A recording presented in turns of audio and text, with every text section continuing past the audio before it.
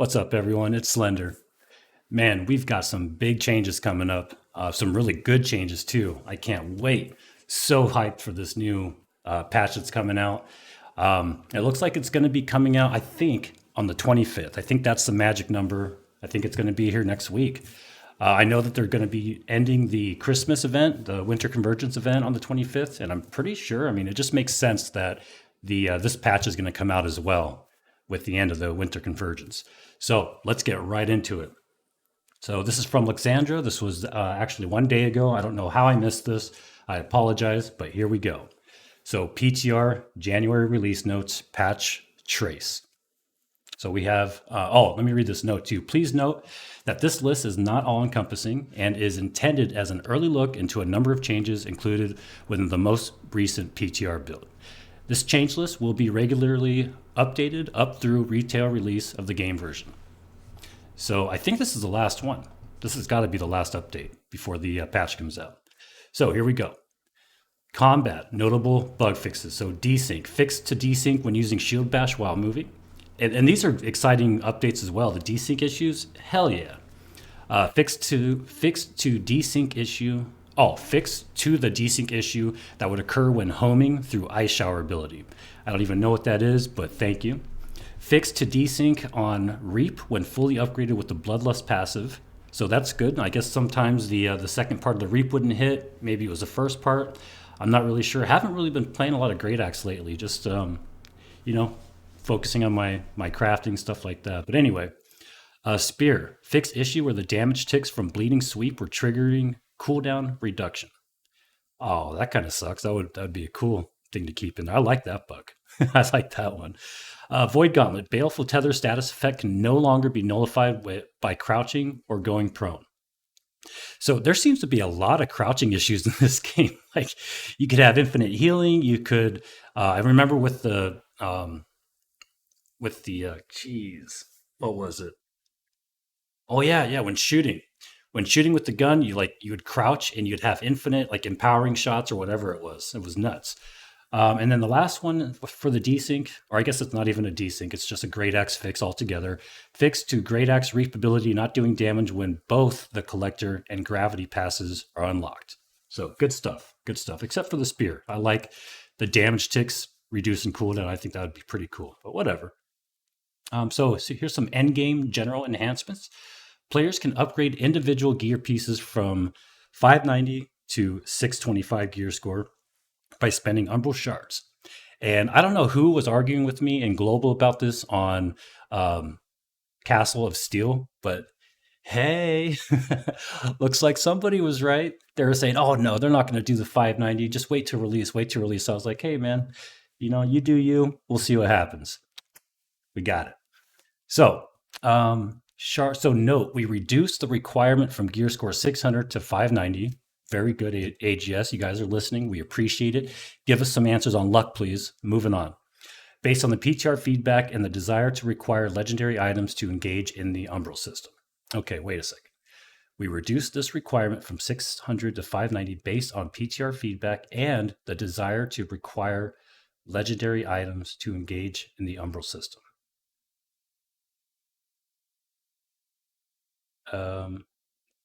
Elaborate. Maybe somebody can elaborate on that. Let me read it one more time. And the desire to require, so we have a desire to require legendary items to engage in the Umbral system. No clue. To allow players more access to, this is big, guys, this is big. To allow players more access to use Gypsum more freely as they acquire it, we've removed the crafting cooldowns on Gypsum orbs. OMG. So they're not saying that they reduce or remove the cooldowns from the cast. So it looks like you're still going to be able to only make one cast per day for each type. Not like one cast total, but like one life staff cast, one Great Axe cast, blah, blah, blah. But all that gypsum that we've been sitting on, like I've got a ton of it for the, what was it? Not the Christmas thing, but I've got like 7 or 8 of several of the gypsums and they're just sitting there and I could only do one a day. Now we can turn those all into orbs. That's awesome. I love it. Thank you, AGS. That's a great, big, significant change. That's awesome. Let's see what they did with the tuning orbs. So, expedition tuning orbs. Now, this ought to be good.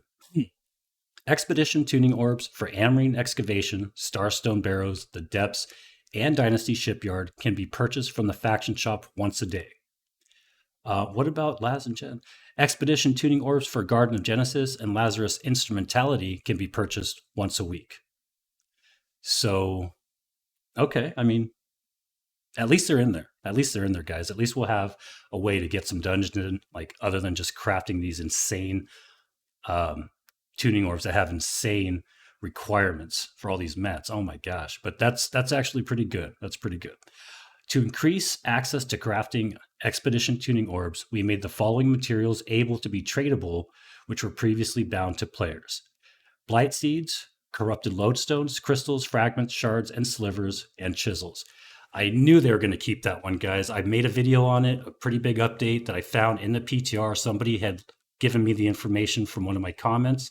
Thank you so much, dude. We got this information early, didn't we, fellas and ladies? So that's really, really cool. And the chisels, even better. Now we can make some money.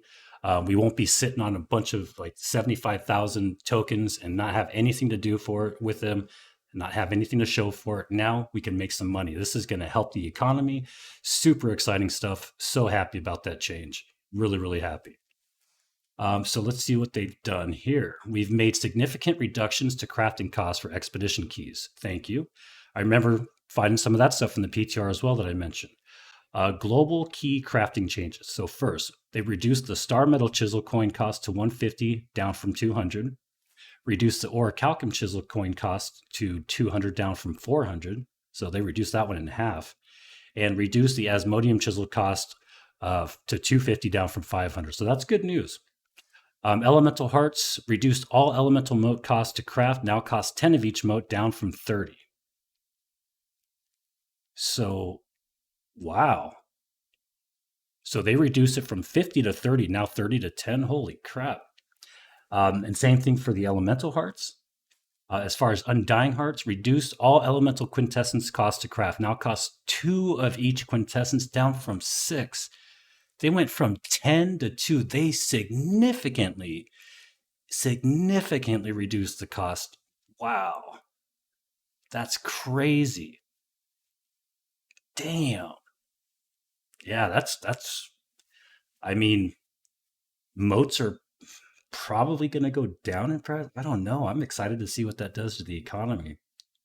But I mean, nonetheless, I think that's a great change. These were insanely expensive to craft. So more people are going to be able to get into them. Shoot, we might even see prices go down for the slots. Maybe not for the mutated ones, but I don't know. We'll see. We'll see. Interesting stuff for sure. Yeah, for sure. Dynasty tuning orb reduce the amount of corrupted crystal required to craft. Now cost 1 down from 2. Dynasty tuning orb reduce the amount of obsidian voidstone required to craft from 8 or from 10 down to 8. And Lazarus tuning orb reduce the amount of corrupted lodestone required to craft. Now costs 1 down from 3. Jeez. And the Genesis is also, so they're equalizing the Genesis and Lazarus orbs. And you know what? They're also going to be increasing the drops. I'm pretty sure they said they had mentioned that they're going to be making the chests and the bosses drop more stuff. So that's pretty cool. So yeah. Genesis and Lazarus down to 2, or down from 2 and 3 to 1 corrupted lodestone. Pretty cool. Pretty cool.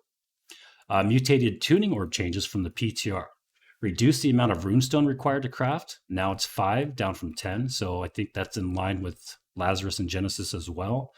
Reduce the amount of powerful gemstone dust required to craft. What? Now costs 5 down from 10. So I don't know if you guys saw that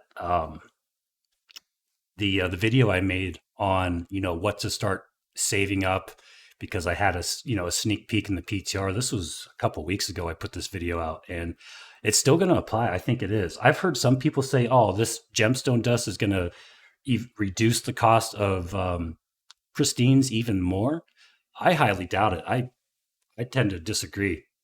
I think since we're going to have these pristines to make these gemstone dust, and since absolutely everybody's going to be wanting to do these mutated dungeons ASAP. I mean, day one from the get-go.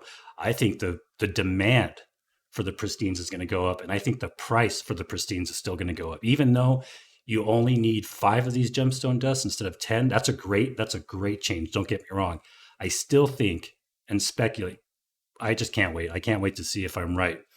I think the pristines are going to still be going up in price. So we'll find out. Time will tell. I'll reduce the amount of chisels required to 1 down from 2 for the mutated tuning orbs. So, okay, that's pretty cool. So here's some AI change. Swamp Beast Arena Boss fix an issue preventing the Swamp Beast from properly consuming minions. And on to the expeditions. Garden of Genesis fix an issue preventing enemies from despawning after failing to defend the sapling. Preventing enemies from despawning after failing. Oh, okay. So I guess they just kept on spawning even if you failed to defend it. I don't know. I've never failed to defend the sapling, to be honest. I'm not flexing. I'm just saying. We ran the crap out of those dungeons, man. Tore it up. Alluvium Marl removed the unintended ability for minions to apply a debuff against Alluvium Marl on their death. Excuse me. And mutated expedition changes. Fixed a large number of reported gameplay bugs, of course, good job. Fixed a number of reported UI bugs impacting nameplates, reward screens, and timers. Now we've got some changes to the economy. To stimulate the post-holiday economy, so meaning after the holiday, we've added a limited time rare drop called Bag of Juniper Berries, which gives players coin and juniper berries. It has the potential to reward between 50 to 150 coin per acquisition, and you can only find 3 per day. So these rare drops are those from the presents, I'm assuming. Fixed an issue where Rothord alligators were dropping an excessive amount of rawhide. Wish I would have known that ahead of time. And some crafting changes. Fixed an issue that prevented the use of onyx when crafting earrings using the timeless shard. Never heard of that, but that's good that it's fixed. And some open world changes. Fix an issue with the following elite strongholds not consistently applying the appropriate affliction to players that enter visually afflicted areas. Man, that's a mouthful. Fix an issue with the following elite strongholds not consistently applying the appropriate affliction to players that enter visually afflicted areas. Mangled Heights, Ambusti, Inferior and Superior, that's the mines, Murkard, and Malevolence. So I don't know exactly what they're talking about. I mean, I know one of the forts, appropriate affliction to players. I don't know. That's kind of weird. Let me know in the comments what that is. I have no idea. I mean, unless it's just I don't know. Siren Stand, revised chest placements. Oh, here we go. More blocking of the solo runs. Don't worry, boys and girls. We will find a way. We always do. We always will. Good luck, AGS. So they revised chest placements of several elite chests to be closer to their associated named enemy. You know what, guys? That just makes it easier for us. I mean, your guys is, no offense, I think it's a great game, but y'all cannot fix the solo runs, man. You just can't do it. We can't be stopped. We're going to find a way. When, in fact, the first big change, when you started moving boxes around, like, oh, this ought to do it, all we have to do, like, it made some of the chests easier to get. Like, when I do mines, the big sword dudes, and they're standing right on top of their box, you just attack them once, they don't even move. It just says retreating. They just stand still like nothing's even happening. And I run right down and loot the box and run out before they ever have a chance. I know I'm sticking my foot in my mouth, guys, but I had to get it off my chest. You know how it is. And then the last one is UX, UI, and social changes. Fixed an issue where sometimes group chat would break after exiting a house. My old governor, Sirius Mercury. We were on City of Brass. We were on Limousine before, and he would talk all day, all night, every second you're in Discord. He was talking. I mean, about nothing, about everything. The guy was just a talking machine. Shout out to Sirius Mercury, bro. I miss you. One of the best guys I ever met in this game, man. Really cool guy. But he just could not stop talking. He had to talk about everything and anything under the sun. And it was so funny when his chat bugged and he couldn't type in global, he couldn't type at all, he would stop what he's doing. I don't care if we're doing a speed run in Lazarus, in Genesis. He would stop, log the hell out, and log back in the middle of anything because he just could not stand not being able to talk. So, Sirius, you're going to appreciate this last fix, buddy. GG. So, yeah, guys, just to sum it up, the main changes I wanted to see here and read about were the changes to the tuning orbs, the quintessence, the motes, the hearts, the everything, and just the ability to not have to be able to make as many gypsum orbs as we want. I'm going to log in right now and crank those out. Those are some big changes in my book, and they're positive changes. Absolutely. So I'm going to keep looking for more updates on the Lux situation, guys, and I'm going to keep, doing what I do. I appreciate all the positive comments. I think I've got maybe 20 negative comments, and they're usually around the clickbait. So that's not going to happen again. I appreciate all the feedback, guys. If there's anything I'm doing that y'all don't like, this is for you. I love doing this stuff. I love the feedback. I love the positive comments. I love the negative comments. Where's all the trolls at? Let's go. And I'll respond to you too, guys. Love for the trolls and the cool people. That's it, guys. That's all I got. So keep watching. Good stuff. Good changes. Let's go January 25th. Hopefully that's the day it all happens. I can't wait. I'll see you guys in Eternum. Take it easy, everybody. Later.